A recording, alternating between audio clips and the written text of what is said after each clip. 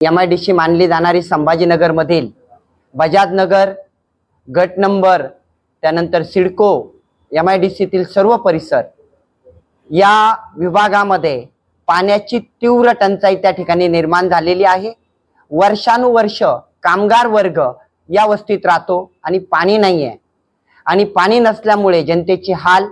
15-15 हजार पगाराने काम करणारा व्यक्ती 10-10 हजार रुपये टँकरवरती त्या ठिकाणी जर खर्च करत असेल तर कशी उपजीविका चालणार। यासाठी तीव्र घडाफोड आंदोलन या ठिकाणी आयोजित करण्यात आलेलं आहे। येत्या 6 तारखेला 6 मार्च रोजी ठीक 10:30 वाजता खवडा डोंगर धुळे सोलापूर हायवेवरती हे आंदोलन उभारलेलं आहे। त्या ठिकाणी हजारोच्या संख्येने महिला भगिनी, त्या ठिकाणी जनता रस्त्यावरती उतरणार आहेत आणि या पाण्याचा आवाज त्या ठिकाणी उचलणार आहेत। आणि पाणी आपल्या हक्काचं आहे ते जनतेला मिळवून देण्यासाठी सर्व पक्षाचे पदाधिकारी, जनता त्या ठिकाणी रस्त्यावरती उतरत आहे। कधीपासून मागणी करत होता पाण्याची, पाणी मिळावं, त्या संबंधी प्रशासनाकडून काय तुम्हाला आश्वासन मिळाले? 4 वर्षापासून पाण्याची मागणी आम्ही त्या ठिकाणी उचलत आहोत। पदावरती नसतानाही, जिल्हा परिषद सदस्य नसतानाही त्या ठिकाणी पाण्याची मागणी उचलल्या गेली, अनेक निवेदनं दिलेत। 4 ते 5 वर्षामध्ये फक्त त्या ठिकाणी टाकी बनणार बनणार बनणार एवढंच सांगण्यात आलं। पाईप त्या ठिकाणी आणून टाकल्या गेलेत, पण पाईपामधून त्या ठिकाणी फक्त ढीग पडलेले आहेत। आज पाईप चोरीला गेलेत त्याच्यातल्या अर्ध्याच्या वरती। मला माहिती आहे की कोटीचा निधी त्या ठिकाणी फक्त पाईप आणण्यावरती त्या ठिकाणी दाखवल्या गेला। मतदान आलं, निवडणुका आली की पाणी देणार म्हणून कोणती तरी पाईप आणायचे, टाकीचं भूमिपूजन करायचं, एवढंच त्या ठिकाणी करण्यात आलं आणि पाणी मुळात भेटलं नाही। आज गट नंबर मध्ये जर आपण बघितलं, मतदारांची संख्या जरी मोजली तर 50,000 मतदार आहेत, आणि लोकसंख्या जर आपण मोजायला गेलो तर ती 7-8-10 लाखाच्या पुढे त्या ठिकाणी लोकसंख्या आहे।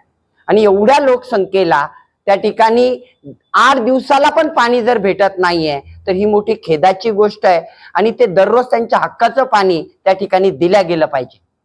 काही कंपन्यांना पाणी पोहोचवलं जातं, मात्र जनतेला पाणी पोहोचत नाही। कंपन्यांना कसं पोहोचवलं जातं, जनतेला कसं भेटतं?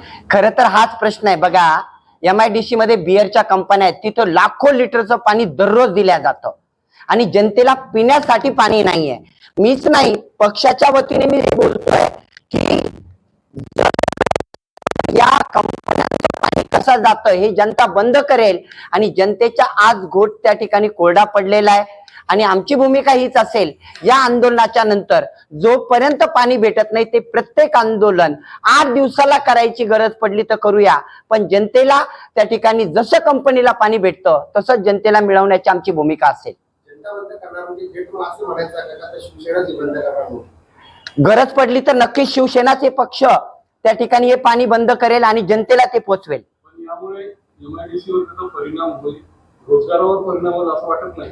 खरं तर रोजगारावरती परिणाम होईल, पण रोजगार करणारेच आज ताणलेले आहेत। जे रोजगार त्या कंपनीत कामाला जातात त्यांनाच त्या ठिकाणी पाणी मिळत नाहीये। आणि आपण बघतो, मी पाणी बंद करा असं कधीच म्हटलेलं नाहीये, पाणी पोस्ट करा। आपण बघतो आपल्या जायकवाडी मधलं लाखो लिटर पाणी यावर्षी वाया गेलेलं आहे।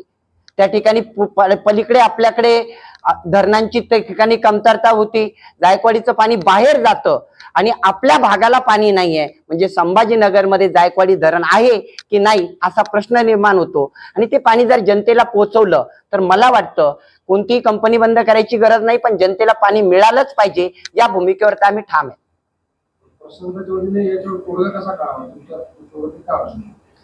प्रशासनाच्या वतीने मी एवढंच सांगेल, जे आज सिडकोला पण पाणी येतं, तुम्हाला जर टाकी बनवायला लेट होत असेल, त्या पाणी दिवस रात्र त्या ठिकाणी मोटर, त्या ठिकाणी पाईपलाईन आहेत, मोटर वाढवाव्यात आणि आजच्या आज त्या ठिकाणी गट नंबरला पाणी द्यावं।